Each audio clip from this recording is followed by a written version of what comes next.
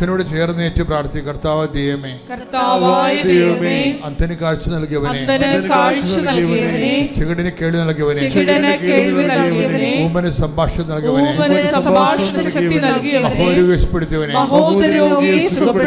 തളർവാരോഗിയെ സുഖപ്പെടുത്തിയവനെ, മരിച്ചവനെ ഉയർപ്പിച്ചവനെ, അങ്ങയുടെ തിരുമുൻപാർന്ന വലതുകരം,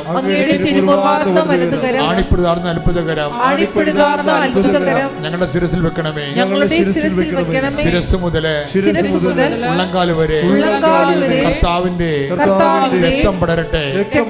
ആന്തരിക അവയവങ്ങള്, ആന്തരിക ധമനികള്, പേശികള്, കോശങ്ങള്, അസ്ഥികള്, അസ്ഥിക്കുഴകള്, സൂക്ഷ്മകോശങ്ങള് കർത്താവിന്റെ രക്തത്താൽ നിറയട്ടെ. എല്ലാ സിസ്റ്റുകളും, എല്ലാ മുഴകളും, ക്യാൻസർ രോഗങ്ങള്, മാരക രോഗങ്ങള്, വേദികള് യേശുവിന്റെ നാമത്തിൽ മാറിപ്പോകട്ടെ. ശ്രദ്ധിക്കട്ടെ.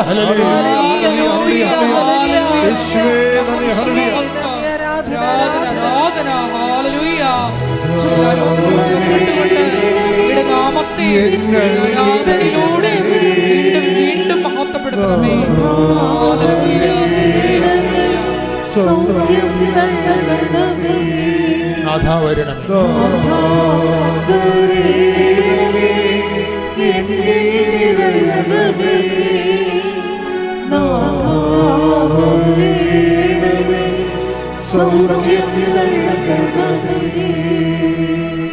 മക്കളെ, നമ്മളെ ദൈവമാണ് ഇവിടെ കൊണ്ടുവന്നത്. ഈ നിമിഷം നിങ്ങൾക്ക് മാതാവ് നിങ്ങൾക്ക് വേണ്ടി ഓരോരുത്തർക്കും വേണ്ടി മധ്യസ്ഥം വഹിക്കുന്ന സമയമാണ്.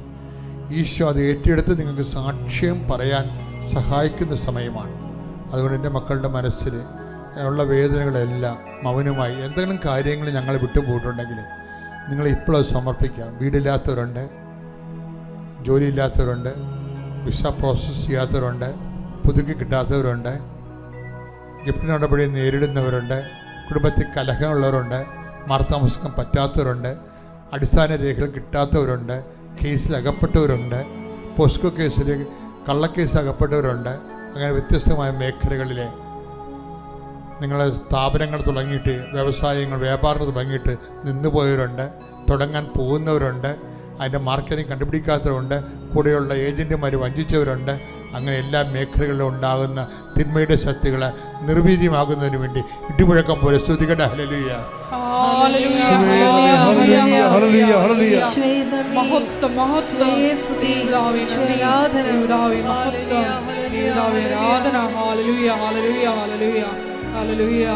നാഥ വരണമേ. സ്തുതിക്കട്ടെ. ഹല്ലേലൂയ.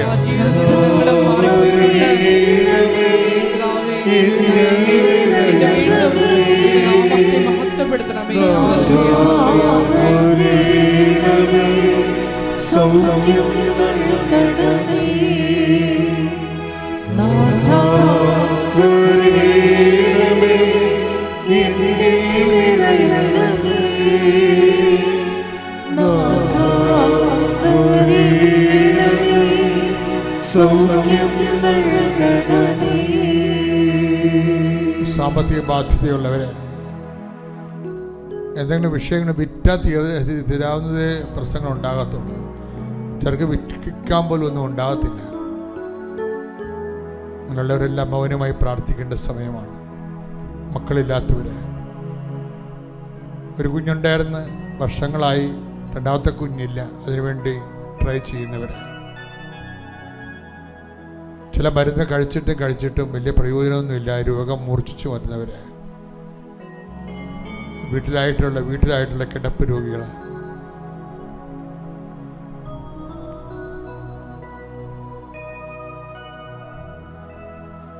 കർത്താവേ, അങ്ങയുടെ വിശുദ്ധ പൗരോഹിത്യത്തെ മഹത്വപ്പെടുത്തണമേ എന്ന് പ്രാർത്ഥിക്കുന്നു. കർത്താവേ, സഭയിലുള്ള സാന്നിധ്യം പ്രകടമാക്കണമേ. പരിശുദ്ധമ്മ ജീവനോടെ പ്രത്യക്ഷപ്പെട്ട ഇടത്തിന് അമ്മ മധ്യസ്ഥം വഹിക്കുമ്പോൾ കർത്താവേ, നിന്റെ തിരുമുറുവാർന്ന വലതുകർത്ത നിന്റെ അവകാശവും ഓഹരിയുമാകുന്ന ജനങ്ങളെ അങ്ങ് സ്പർശിക്കണമേ. അടിപ്പിഴപ്പോൾ വൈദാഖലം ദൈവികമായ ശക്തി നിങ്ങൾക്ക് ആവസിക്കട്ടെ. ശ്രദ്ധിക്കട്ടെ. ഹല്ലേലൂയ.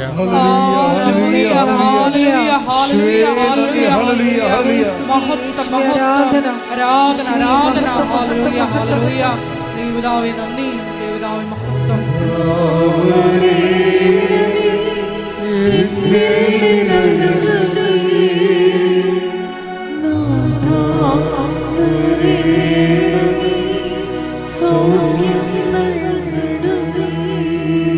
മൗനമായി പ്രാർത്ഥിക്കുക മക്കളെ.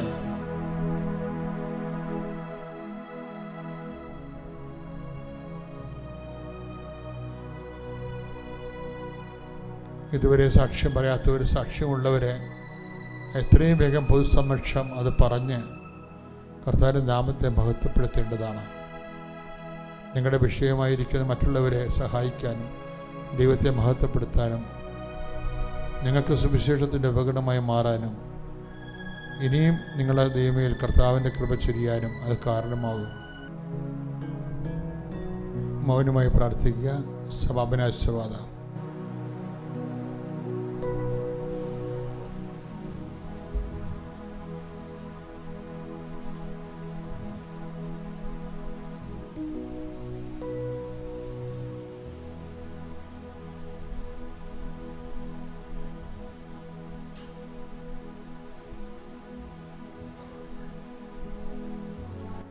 ശിരസ് നമിച്ച് നമുക്ക് ദിവ്യകാരുടെ നാഥന്റെ ആശീർവാദം സ്വീകരിക്കാം.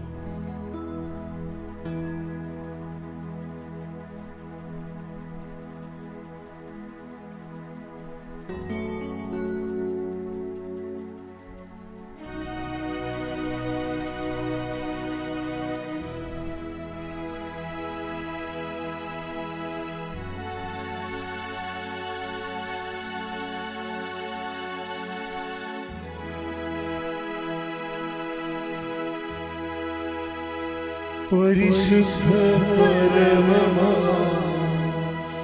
ദിവ്യകാരുണ്യമേ,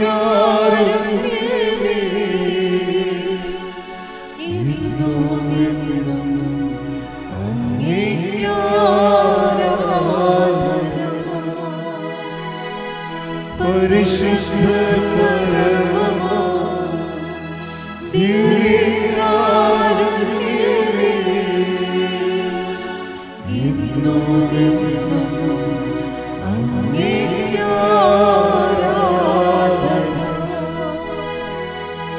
പരിശുദ്ധ പരമമാ ദിവ്യകാരുണ്യമേ, ഇന്നും എന്നും അങ്ങേക്ക്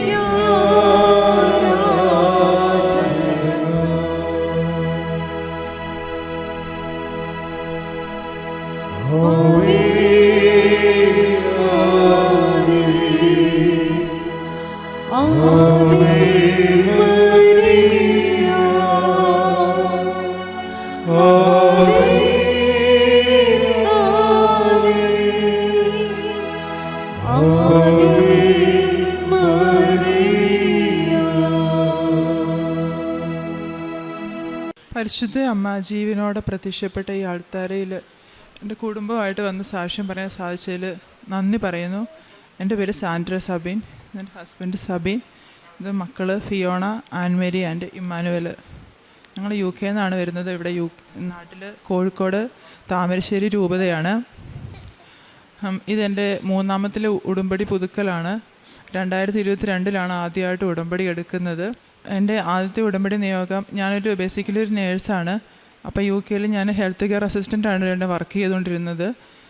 അപ്പം എനിക്കറിയാം എൻ്റെ ഒരു കഴിവ്, എബിലിറ്റിയൊക്കെ. അപ്പോൾ OET ഒക്കെ എത്ര തവണ ഈ പിള്ളേരെ വെച്ചുകൊണ്ട് എനിക്ക് ഒത്തിരി ടൈം വേണ്ട ആളാണ് പഠിക്കാനൊക്കെ. അപ്പോൾ ഒരു ഓൺലൈൻ കോഴ്സിന് ജോയിൻ ചെയ്തായിരുന്നു. പക്ഷേ ആ ബുക്കുകൾ പോലും എനിക്ക് മുഴുവനായിട്ട് വായിക്കാനൊന്നും ഇതുവരെ സാധിച്ചിട്ടില്ല.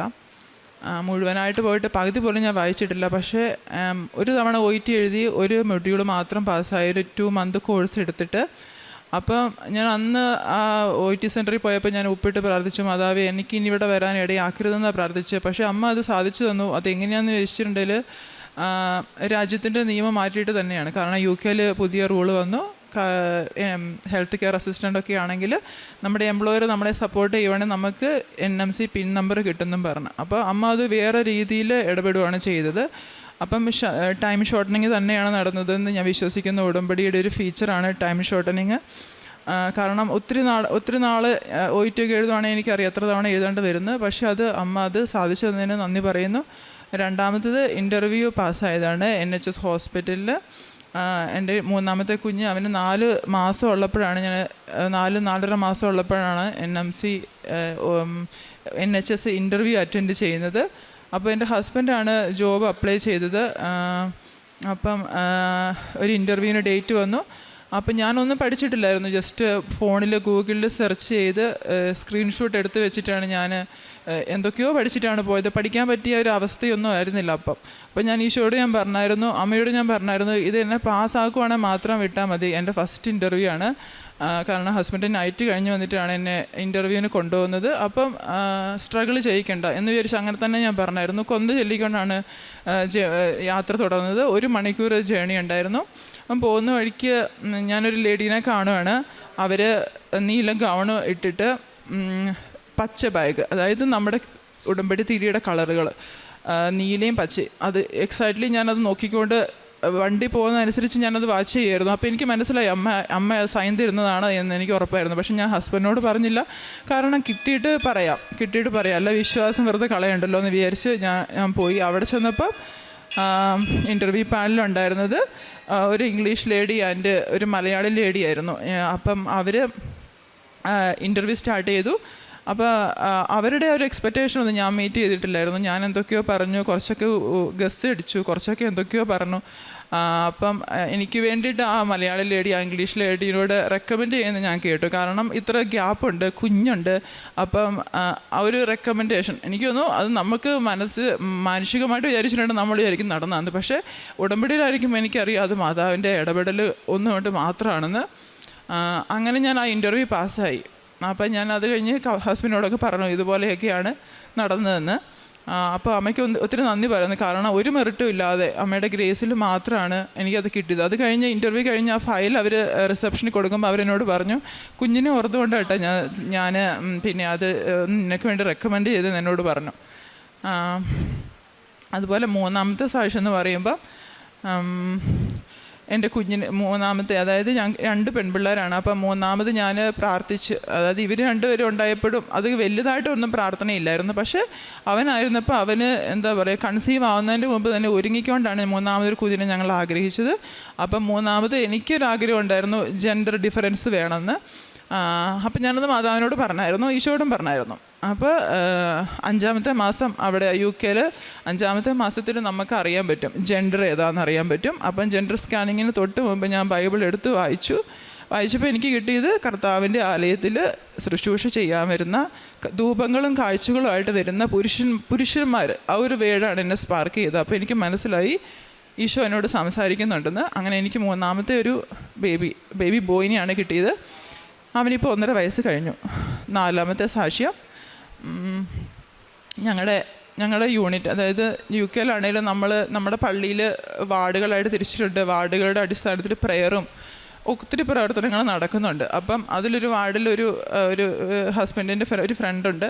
അപ്പോൾ അവനിങ്ങനെ ഉടമ്പടിയുടെ കാര്യങ്ങൾ ഇങ്ങനെ ചോദിച്ചു. ആദ്യം അപ്പോൾ അവനൊത്തിരി സ്ട്രെസ്സിലൂടെയാണ് കടന്നു പോകുന്നത്. പേഴ്സണൽ ഇഷ്യൂസാണ്, ഞാൻ പറയുന്നില്ല. അപ്പം അവനിങ്ങനെ ചോദിച്ചു. അപ്പം ഞാനിങ്ങനെ പറഞ്ഞു നീ ഉടമ്പടി എടുക്കുക, ഒത്തിരി ഫലം കിട്ടും. അപ്പോൾ അവനോട് പറഞ്ഞു ചേച്ചി എൻ്റെ അമ്മച്ചിയും സിസ്റ്റേഴ്സൊക്കെ എടുത്തിട്ടുണ്ട്, അപ്പോൾ എനിക്കതിലൊരു വിശ്വാസമൊന്നുമില്ലെന്ന് പറഞ്ഞു. അത് കഴിഞ്ഞ് ഡിസംബറിൽ ഒരു കരോളിൻ്റെ സമയത്ത് അവൻ വന്നപ്പോൾ അവനിങ്ങനെ പറഞ്ഞു ഒത്തിരി സ്ട്രെസ്സിലൂടെയാണ് കടന്നു പോകുന്നത്, എനിക്ക് ഉറക്കമില്ല എന്നൊക്കെ പറഞ്ഞപ്പോൾ ഞാൻ പറഞ്ഞു നീ എടുക്കുക. അപ്പോൾ അവന് ലൈറ്റ് വയ്ക്കാണ്ട് പ്രെയർ ഇട്ടു. അത് കഴിഞ്ഞ ശേഷം ഒരു ദിവസം അവൻ ഹസ്ബൻഡിനെ വിളിച്ചിട്ട് പറഞ്ഞു എനിക്ക് ചേച്ചി ഞാൻ വീട്ടിലേക്ക് വരട്ടെ, എനിക്കൊന്ന് ഓൺലൈൻ ഉടമ്പടി എടുക്കണം എന്ന് പറഞ്ഞു. അപ്പോൾ അതൊരു ഈവനിങ് ആയിരുന്നു. അപ്പോൾ ഹസ്ബൻഡ് അന്ന് നൈറ്റ് ഡ്യൂട്ടി ഉണ്ട്, പിള്ളേരുടെ കാര്യമൊക്കെ നോക്കണം, എന്നിട്ട് വേണം ഞങ്ങൾക്ക് ഫാമിലി പ്രെയർ കുടുംബ പ്രാർത്ഥന ചൊല്ലിയിട്ട് വേണം ഹസ്ബൻഡ് ഡ്യൂട്ടിക്ക് പോകാൻ. അപ്പോൾ ആ ഒരു ടെൻഷനിലും സ്ട്രെസ്സിലും ഒത്തിരി പണിയുണ്ടല്ലോ ചെയ്യാൻ, എന്നിട്ട് വേണമല്ലോ പ്രാർത്ഥന ചെല്ലാൻ. അപ്പോൾ ഞാൻ ഹസ്ബൻഡിനോട് പറഞ്ഞു അവനോട് പറ എന്താ പറയുക എൻ്റെ ഫോണിൽ വിളിക്കുക, അപ്പോൾ ഞാൻ അവനോട് ഓൺലൈൻ ഉടമ്പടി എടുക്കണ്ടെന്ന് ഞാൻ പറഞ്ഞു കൊടുക്കാം എന്ന് ഞാൻ പറഞ്ഞു. അങ്ങനെ പറഞ്ഞു. അപ്പോൾ ഹസ്ബൻഡ് പക്ഷേ അവനോട് വരാൻ പറഞ്ഞു. അവൻ വന്ന് വീട്ടിൽ. പക്ഷേ അത് പറഞ്ഞു കഴിഞ്ഞ് എന്തോ ഒരു കഴിഞ്ഞപ്പോഴത്തേക്ക് എനിക്കൊരു പെട്ടെന്നൊരു ടെൻഷൻ, എന്തോ ഒരു പരിഭ്രാന്തി എന്നൊക്കെ നമ്മൾ മലയാളത്തിൽ പറയും, ഇംഗ്ലീഷിൽ പാനിക് അറ്റാക്ക് എന്ന് ഞാൻ ആദ്യമായിട്ട് കേൾക്കുവാണ്. നേഴ്സാണെങ്കിൽ പോലും നമ്മളതൊന്നും എക്സ്പീരിയൻസ് ചെയ്തിട്ടില്ല. പാനിക് അറ്റാക്ക്, സഡൻ, അതായത് പെട്ടെന്ന് ബ്രീത്ത് എടുക്കാനൊരു ബുദ്ധിമുട്ട്, റൂമിൽ എന്താ പറയുക ഒറ്റപ്പെട്ടു പോകുന്ന പോലെ. എനിക്കറിയില്ല അത് എങ്ങനെ ഡിസ്ക്രൈബ് ചെയ്യണമെന്ന്. പേടി എന്ന് പറഞ്ഞിട്ടുണ്ടെങ്കിൽ ഒരു ശ്വാസം എടുക്കാൻ പോലും ഭയങ്കര ഒരു ടെൻഷൻ. അപ്പം ഞാനത് പറഞ്ഞ് ഹസ്ബൻഡ് ആസ് യൂഷ്വൽ ഡ്യൂട്ടിക്ക് പോയി. അപ്പം എങ്ങനെയൊക്കെയോ രാത്രി ഓവർകം ചെയ്തു. ഞാൻ ഉറങ്ങിയില്ല, ഇന്നത്തെ രാത്രി ഞാൻ ഉറങ്ങിയിട്ടില്ല. പിറ്റേ ദിവസം സൺഡേ ആണ്, അന്നും ഇതുപോലെ തന്നെ. അപ്പം ഞാൻ വൈകുന്നേരം ആകുമ്പോഴത്തേക്ക് ഇതുപോലെ വീണ്ടും കാണിക്കുന്നത് കണ്ടിട്ട് ഹസ്ബൻഡ് ഡ്യൂട്ടിക്ക് പോയില്ല, ഞാൻ വിട്ടില്ല എന്ന് വേണം പറയാൻ. അതിപ്പം അത് കഴിഞ്ഞ് 3-ാമത്തെ ദിവസം മൺഡേ, ഞങ്ങൾക്ക് അവിടെ UK എന്ന് പറയുമ്പോൾ ഇവിടെ ഹോസ്പിറ്റലിൽ ഉള്ള പോലെ നമുക്ക് നേരിട്ട് ചെന്ന് കയറാൻ പറ്റത്തില്ല. അപ്പം GPയുടെ അടുത്ത്, ജനറൽ പ്രാക്ടീഷണർ ഡോക്ടറുടെ അടുത്ത് ചെന്നു. അപ്പം ഞാൻ ഇതുപോലെ കാര്യങ്ങളൊക്കെ പറഞ്ഞപ്പോൾ ഡോക്ടർ പറഞ്ഞു പാനിക് അറ്റാക്കാണ്. ഞാൻ പറഞ്ഞു ഡോക്ടറെ എനിക്ക് സ്ലീപ്പിംഗ് പില്ല് വേണം, കാരണം എനിക്ക് ഉറങ്ങാൻ പറ്റത്തില്ല. 2-3 ദിവസമായപ്പോഴത്തേക്കും ആകെ ടയേർഡായി, കുഞ്ഞുണ്ട്, അപ്പോൾ എല്ലാം കൂടെ മാനേജ് ചെയ്യാൻ പറ്റുന്നില്ല. അപ്പോൾ ഡോക്ടർ പറഞ്ഞു ഞാനപ്പം ബ്രസ്റ്റ് ഫീഡ് ചെയ്യുന്നുണ്ട്. അപ്പോൾ ഡോക്ടർ പറഞ്ഞു ഈ പില്ല് എനിക്ക് തരാൻ പറ്റത്തില്ല, നീ എന്തായാലും ഒന്നും കൂടെ നോക്ക്, എന്നിട്ട് കുറഞ്ഞില്ലെങ്കിൽ വരാൻ പറഞ്ഞു. അപ്പം ഞാൻ വിചാരിച്ചു ചിലപ്പം മരുന്നൊക്കെ എടുത്തിട്ടുണ്ട്, മാതാവ് പ്രാർത്ഥിച്ചെന്ന് അറിയാൻ പറ്റത്തില്ല, അതുകൊണ്ടായിരിക്കും മരുന്ന് തരാതിരുന്നത്. പ്രാർത്ഥിച്ചു പോകുന്നു, തിരിച്ചു പോകുന്നു. ഞാൻ മാതാവിൻ്റെ ഫോട്ടോ ഒക്കെ വെച്ചിട്ടാണ് ഉറങ്ങിക്കൊണ്ടിരുന്നത്, ഉറക്കമില്ലാത്തതുകൊണ്ട്. അപ്പം അങ്ങനെ ഇരിക്കുന്ന സമയത്ത് അന്ന് മൺഡേ ഡെയിലി ബ്രെഡ് കൂടാന്ന് വിചാരിച്ച് കൂടിയപ്പോൾ സാധാരണ അച്ഛൻ പറയുന്ന ഇൻ്റർവ്യൂ കാര്യങ്ങളൊക്കെ അച്ഛന് ഇൻവോൾവ് പേപ്പേഴ്സ് വർക്ക് എല്ലാം അച്ഛൻ പറയാറുണ്ടല്ലോ. ഡെയിലി ബ്രെഡിൽ എല്ലാം കവർ ചെയ്തിട്ടാണല്ലോ അച്ഛൻ്റെ പ്രെയർ വരുന്നത്. പക്ഷേ അന്നത്തെ ഡെയിലി ബ്രെഡിൽ അച്ഛൻ പറഞ്ഞത് ഉറക്കമില്ലാത്ത ആൾക്കാരെക്കുറിച്ച്, സ്ട്രെസ്സിലൂടെ കടന്നു പോകുന്ന ആൾക്കാരെക്കുറിച്ച്, എക്സാക്ട്ലി ഞാൻ കടന്നു പോകുന്ന ആ സിറ്റുവേഷൻ തന്നെയാണെന്ന് അച്ഛൻ പറഞ്ഞു. അപ്പോൾ എനിക്ക് തോന്നി ഈശോ എന്നോട് സംസാരിക്കുകയാണ് അച്ഛനിലൂടെ. അപ്പം ഞാൻ എന്ത് ചെയ്തു, വീട്ടിലൊരു കുരിശുണ്ട്, ആ കുരിശെടുത്ത് ഞാൻ അച്ഛൻ്റെ ബ്ലെസ്സിങ് മാത്രം മുട്ടുകുത്തി 7 തവണ കൂടി. അന്ന് ഞാൻ ഈശോയോട് പറഞ്ഞു, ഈശോ ഞാൻ 7 തവണ കൂടും, എനിക്കിത് സുഖമാക്കി തരണമെന്ന് കൂടി. പിന്നെ എനിക്കത് ഉണ്ടായിട്ടില്ല. ആ കടന്നുപോയത് എങ്ങനെയാണെന്ന് എനിക്ക് ഡിസ്ക്രൈബ് ചെയ്യാൻ പറ്റത്തില്ല. കാരണം എന്താ പറയുക, ഹസ്ബൻഡ് ഉടമ്പടി എടുത്തിട്ടുള്ള ആളൊന്നുമല്ല, പക്ഷേ പുള്ളി അന്ന് എനിക്ക് ആദ്യമായിട്ട് ഉടമ്പടിത്തായാലും എടുത്ത് നെറ്റിയിൽ കുരിശ് വെച്ച് തന്നു. അതുപോലത്തെ ഒരു സിറ്റുവേഷനിലായിരുന്നു ഞാൻ കടന്നുപോയത്. 5-ാമത്തെ സാക്ഷ്യം എന്ന് പറയുമ്പോൾ എനിക്ക് NHS വർക്ക് കിട്ടി. ഞാനൊരു റെസ്പിറേറ്ററി വാർഡിലാണ് ആദ്യമായിട്ട് പോസ്റ്റിംഗ് കിട്ടിയത്. അപ്പോൾ അവിടെ റെസ്പിറേറ്ററി പേഷ്യൻ്റ് എന്ന് പറയുമ്പോൾ അറിയാം, സിക്കായിട്ടുള്ള പേഷ്യൻ്റാണ്, നല്ലതായിട്ട് കെയർ വേണ്ട പേഷ്യൻസാണ്. ഒരു ബേയിൽ 7-8 പേഷ്യൻ്റ് ഉണ്ടാവും. അപ്പോൾ ഒത്തിരി ഗ്യാപ്പൊക്കെ ആയിട്ടാണ് ഞാൻ അവിടെ കയറുന്നത്. ഒത്തിരി എക്സ്പീരിയൻസ് ഗ്യാപ്പുണ്ട്. അപ്പോൾ എനിക്ക് ഭയങ്കര ബുദ്ധിമുട്ടായിരുന്നു ഇത്ര 8 പേഷ്യൻസിനെ മാനേജ് ചെയ്യാൻ. ഒരു തരത്തിലും എന്നെക്കൊണ്ട് അത് മാനേജബിൾ അല്ലായിരുന്നു. അപ്പം പ്രാർത്ഥിക്കുക തന്നെ. പിന്നെ ഇപ്പോൾ ഹോസ്പിറ്റലിൽ ഒരു ചാപ്പലുണ്ട്, അപ്പോൾ ചാപ്പലിൽ കൊണ്ട് ഞാൻ മാതാവിൻ്റെ രൂപം ഫ്രെയിമിലാക്കി വെച്ചു പ്രാർത്ഥിക്കുമായിരുന്നു. അല്ലാതെ എനിക്ക് വേറെ ഒന്നും ചെയ്യാനില്ലായിരുന്നു, പ്രാർത്ഥിക്കുമായിരുന്നു. ഉടമ്പടി കാശുരൂപ വാർഡിൽ വെച്ചിട്ട് പ്രാർത്ഥിക്കുമായിരുന്നു. പക്ഷേ എനിക്ക് മാനേജ് ചെയ്യാൻ പറ്റുന്നില്ലായിരുന്നു. അപ്പം ഞാൻ ഒത്തിരി എന്താ പറയുക ഡിസ്റ്റർബ്ഡ് ആയതുകൊണ്ടും എനിക്ക് ഒത്തിരി ഇറേഴ്സൊക്കെ വരുമായിരുന്നു, എന്തെങ്കിലുമൊക്കെ ഇഷ്യൂസ് വരുമായിരുന്നു. പിന്നെ ഒരു സീനിയർ സ്റ്റാഫ് ഉണ്ടായിരുന്നു, അപ്പോൾ അവന് ആ ഒരു ഇതിലേക്ക് വരാൻ വേണ്ടിയിട്ട് ഒത്തിരി പുഷ് ചെയ്യുന്നുണ്ടായിരുന്നു. അപ്പോൾ അതിൽ ആ ഒരു ഇതിലേക്ക് എനിക്ക് വരാനും ഒത്തിരി സമയം എടുക്കുന്നുണ്ടായിരുന്നു. എനിക്കൊത്തിരി എന്താ പറയുക സ്ട്രെസ്ഡായിരുന്നു ഞാൻ ഉദ്ദേശിച്ച പോലെ എനിക്ക് എന്താ പറയുക അവിടെ പെർഫോം ചെയ്യാൻ പറ്റിയില്ല. അപ്പോൾ എനിക്ക് സപ്പോർട്ടും കിട്ടുന്നില്ലായിരുന്നു. അപ്പം ഞാൻ ഒരു സമയത്ത് എനിക്ക് ഇവൻ്റെ ഈ കമ്പൽ ഒത്തിരി പുഷ് ചെയ്യുന്നതുകൊണ്ട് എനിക്ക് വാർഡ് മാനേജറോട് കംപ്ലയിൻറ്റ് ചെയ്യേണ്ടി വന്നു. പക്ഷേ എനിക്കന്ന് കംപ്ലയിൻറ്റ് ചെയ്യാൻ മടിയായിരുന്നു, കാരണം ഉടമ്പടിയിൽ ഇരിക്കുന്നതുകൊണ്ട്. പക്ഷേ എനിക്കിപ്പം തോന്നുന്നു അത് ദൈവമായിട്ട് തോന്നിപ്പിച്ചതാണ്. അങ്ങനെ കംപ്ലയിൻറ്റ് ചെയ്തുകൊണ്ട് എനിക്ക് വേറൊരു വാർഡിലേക്ക് മാറ്റം എന്ന് പറഞ്ഞ് ഒരു ഓപ്ഷൻ വന്നു. സാധാരണഗതിയിൽ ഒരു വാർഡിൽ വന്നിട്ട് നമ്മൾ അവിടെ കോമ്പറ്റൻ്റ് ആയി കഴിഞ്ഞ് എല്ലാ കോമ്പറ്റൻസിയും കഴിഞ്ഞ ശേഷമാണ് നമുക്ക് ട്രാൻസ്ഫർ വേറെ വാർഡിലേക്ക് നമുക്ക് ഇൻ്റർവ്യൂ അറ്റൻഡ് ചെയ്ത് കയറാൻ പറ്റുന്നത്. ഇതിപ്പോൾ ഇൻറ്റേർണൽ ട്രാൻസ്ഫറാണ്, കാരണം ഞാൻ അവിടെ കോമ്പറ്റൻ്റ് ആയിട്ടില്ല. അപ്പം ഞാൻ ആ സമയത്ത് കഴിഞ്ഞ ഓഗസ്റ്റിൽ ഇവിടെ വെക്കേഷൻ വന്നപ്പം അച്ഛൻ്റെ അടുത്ത് വന്നു, അച്ഛൻ്റെ ബ്ലെസ്സിങ് മേടിച്ചു. അച്ഛനോട് ഞാൻ കാരണം അച്ഛൻ ഇങ്ങനെയാണ് കാര്യം. അച്ഛൻ ആ കുരിശെടുത്ത് തല വെച്ച് പ്രാർത്ഥിച്ചു. തിരിച്ചു ചെന്ന് എനിക്ക് ആ വാർഡിൽ വർക്ക് ചെയ്യേണ്ടി വന്നില്ല, എൻഡോസ്കോപ്പിയിലേക്കാണ് ഞാൻ പോയത്. അവിടെ ചെന്ന ശേഷം ആണേലും ഇംഗ്ലീഷുകാരും ഫിലിപ്പിനോസൊക്കെയാണ്, നമുക്ക് വലിയ സപ്പോർട്ടൊന്നുമില്ല. പക്ഷേ ഒരു ലേഡി അവരുടെ പേര് മേരി എന്നാണ്, ഇംഗ്ലീഷ് ലേഡിയാണ്. അവരെന്നെ സപ്പോർട്ട് ചെയ്യാൻ വന്നു. ഒരു കാരണം ഉണ്ടായിട്ടല്ല, പക്ഷേ അവരെന്നെ സപ്പോർട്ട് ചെയ്യാൻ വന്നു. അവരെനിക്ക് വേണ്ടി അസസ്മെൻറ്റ് ചെയ്തു, എനിക്ക് വേണ്ടി റെക്കമെൻഡ് ചെയ്തു. ഒരു അസസ്മെൻറ്റ് നടത്തി, അത് ട്യൂസ്ഡേ ആണ്. അപ്പോൾ എനിക്കറിയായിരുന്നു മാതാവിൻ്റെ ഇടപെടലുണ്ടെന്ന്. അങ്ങനെ അവരെനിക്ക് വേണ്ടി സപ്പോർട്ട് ചെയ്തു. അങ്ങനെ എനിക്ക് ആ വാർഡിൽ പെർമനൻ്റായിട്ട് എന്നെ അവിടെ എടുത്തു. അവർക്ക് അവിടെ സ്റ്റാഫ് വേക്കൻസി ഇല്ലായിരുന്നു. അവർ ഫണ്ടിങ്ങിന് വേണ്ടി അപേക്ഷിച്ചു. അതിൻ്റെ ഇടയ്ക്ക് ഞാൻ ഒത്തിരി സ്ട്രഗിളിലൂടെ കടന്നു പോയപ്പോൾ എനിക്ക് ഉറക്കമൊന്നുമില്ലായിരുന്നു. അപ്പം രാത്രിയിൽ ഞാൻ എണീറ്റ് 3 മണിക്ക് ഇരുന്ന് പ്രാർത്ഥിക്കുമായിരുന്നു, എൻ്റെ ഈശോയെ ഒന്ന് ഇടപെടണേ, ഈ സ്ട്രെസ്സിൽ നിന്ന് ഒന്ന് രക്ഷിക്കണേ എന്ന് പ്രാർത്ഥിക്കുമ്പോൾ ഒരു ദിവസം സ്വപ്നം കാണുന്നു. ജോസഫ് അച്ഛനെയും മാതാവിനെയാണ് സ്വപ്നം കണ്ടത്. ജോസഫ് അച്ഛൻ പറയുന്നു 35 ദിവസം മോളെ കാണിക്കുന്നതെന്ന് എന്നോട് പറഞ്ഞു. അത് കഴിഞ്ഞ ശേഷം ഞാൻ 35 നോക്കിയപ്പം എനിക്ക് വരുന്നത് ഒക്ടോബർ 10 വരുന്നത്, 35-ാമത്തെ ദിവസം. പക്ഷേ കറക്റ്റ് ഒക്ടോബർ 3 ആയപ്പം എൻ്റെ ലൈഫിൽ ആ തീരുമാനമാവുന്നു. എനിക്ക് വേണ്ടിയിട്ട് അവിടെ അവർ വേക്കൻസി ആക്കുന്നു. എനിക്കങ്ങനെ ഫണ്ടിങ് ഇഷ്യൂ ആകുന്നു. ഫണ്ടിങ് ഇഷ്യൂ ആവുന്ന ദിവസവും ഞാൻ ഇതുപോലെ ജോസഫ് അച്ഛനെയും മാതാവിനെയും സ്വപ്നം കണ്ടു. അപ്പോൾ അത് മാതാവിൻ്റെ കറക്റ്റ് ഇടപെടലാണെന്ന് തെളിയിക്കാൻ വേണ്ടിയാണ് മാതാവ് അത് തന്നതെന്ന് ഞാൻ വിശ്വസിക്കുന്നു. അതുപോലെ തന്നെ എന്നെ സപ്പോർട്ട് ചെയ്ത ലേഡി മേരി എന്ന്, അപ്പോൾ അവർക്ക് എനിക്ക് അപ്പോൾ അറിയാം ഞാനത് ഈശോനെക്കുറിച്ച് പറയണം. കാരണം അതല്ല ഫുള്ള് ക്രെഡിറ്റ് അവർക്കായി പോകും. അപ്പോൾ അവരെ ഒരു ദൈവദൂതൻ അല്ലെങ്കിൽ ദൈവം ഇടപെട്ടതുപോലെ അവരോട് പറയണമെന്ന് എനിക്കുണ്ടായിരുന്നു. അപ്പം ഞാൻ ക്രിസ്മസിൻ്റെ തലേദിവസം തലേ ആഴ്ച വരുന്ന ഡ്യൂട്ടിയിൽ ഞാൻ അവരോട് പറഞ്ഞു, ഞാനിതുപോലെ ജീസസ് ക്രൈസ്റ്റിനെയും മദർ മേരിനെയൊക്കെ വിശ്വസിക്കുന്ന ഒരാളാണ്. നീ വിശ്വസിക്കുന്നുണ്ടോയെന്ന് എനിക്കറിയില്ല, പക്ഷേ ബൈബിളിൽ പറയുന്നുണ്ട് നമ്മൾ ജീസസിൻ്റെ കമാൻഡ്മെൻറ്റുകൾ ഫോളോ ചെയ്യുവാണെങ്കിൽ നമുക്ക് വേണ്ടിയിട്ട് ദൂതനെ അയക്കും. The God will send his angel for the people who follow his commandment. അങ്ങനെ ഞാൻ അവരോട് പറഞ്ഞു. അപ്പോൾ എനിക്കത് എന്താ പറയുക, അവർക്ക് വലിയ വിശ്വാസമുള്ള കൂട്ടരൊന്നുമല്ല. പക്ഷേ അവൾ പറഞ്ഞു ഞാൻ ഏഞ്ചലാണോന്നൊന്നും എനിക്കറിയില്ല, പക്ഷേ ആ സമയത്ത് നിന്നെ സപ്പോർട്ട് ചെയ്യാൻ എനിക്ക് തോന്നിയെന്ന് പറഞ്ഞു. അപ്പം ഞാനത് ഉറപ്പായിട്ട് വിശ്വസിക്കുകയാണ്. ദൈവം നമുക്ക് വേണ്ടി ദൂതന്മാരെ അയക്കുന്നു. നമ്മൾ ഉടമ്പടി ഫോളോ ചെയ്ത് ഈശോയ്ക്ക് വേണ്ടിയിട്ട് നടക്കുവാണെങ്കിൽ, ഈശോയ്ക്ക് വേണ്ടിയിട്ട് ജോലി ചെയ്യുവാണെങ്കിൽ.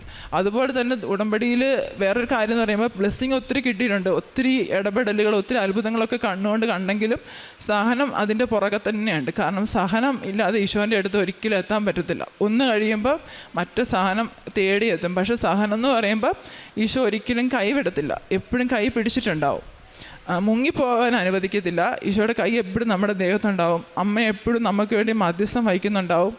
ഇതൊക്കെയാണ് എനിക്ക് ഉടമ്പടിയിലൂടെ കിട്ടിയ അനുഗ്രഹങ്ങൾ. അതുപോലെ തന്നെ ഹസ്ബൻഡിന് കുഞ്ഞ് ജനിച്ച് കുറച്ച് കഴിഞ്ഞപ്പോൾ ഹസ്ബൻഡിന് ഒരു പെയിൻ വന്നു, സ്റ്റൊമക്ക് പെയിൻ. അപ്പം അത് ഭയങ്കര പെയിനായിരുന്നു, സ്റ്റോണായിരുന്നു, കിഡ്നി സ്റ്റോണായിരുന്നു. അപ്പം അത് കിഡ്നിയുടെ ഒരു ജംഗ്ഷനിലാണെന്നാണ് ഡോക്ടർ പറഞ്ഞത്.